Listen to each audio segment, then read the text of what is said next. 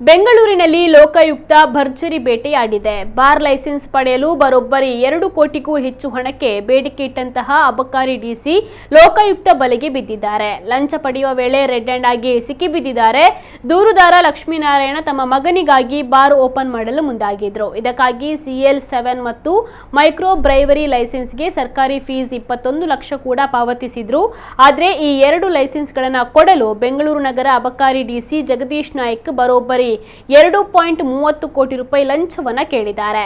ಅದರಲ್ಲಿ 50 ಲಕ್ಷ ರೂಪಾಯಿ ಅಡ್ವಾನ್ಸ್ ಕೊಡಲು ಹೇಳಿದ್ರು. ಇದರಿಂದ ಲಕ್ಷ್ಮೀನಾರಾಯಣ ನೇರವಾಗಿ ಲೋಕಾಯುಕ್ತ ಪೊಲೀಸರ ಮೊರೆ ಹೋದ್ರು. ಲೈಸೆನ್ಸ್ ವಿಚಾರಕ್ಕೆ ಕೇಸನ್ನು ದಾಖಲಿಸಿ ಅಖಾಡಕ್ಕೆ ಇಳಿದ SP ಶಿವಪ್ರಕಾಶ್ ದೇವರಾಜ್ ನೇತೃತ್ವದ ಟೀಮ್ ಬ್ಯಾಟರಾಯನಪುರದಲ್ಲಿರುವ ಅಬಕಾರಿ ಭವನದಲ್ಲೇ 25 ಲಕ್ಷ ರೂಪಾಯಿ ಹಣವನ್ನ ಅಡ್ವಾನ್ಸ್ ಸ್ವೀಕರಿಸ್ತಾ ಇದ್ದ ಡಿಸಿ ಜಗದೀಶ್ ನಾಯ್ಕ್ ಡ್ರೈವರ್ ಲಕ್ಕಪ್ಪನನ್ನ ರೆಡ್ ಹ್ಯಾಂಡ್ ಆಗಿ ಹಿಡಿದು ಮೂವರನ್ನ ಬಂಧಿಸಿದ್ದಾರೆ.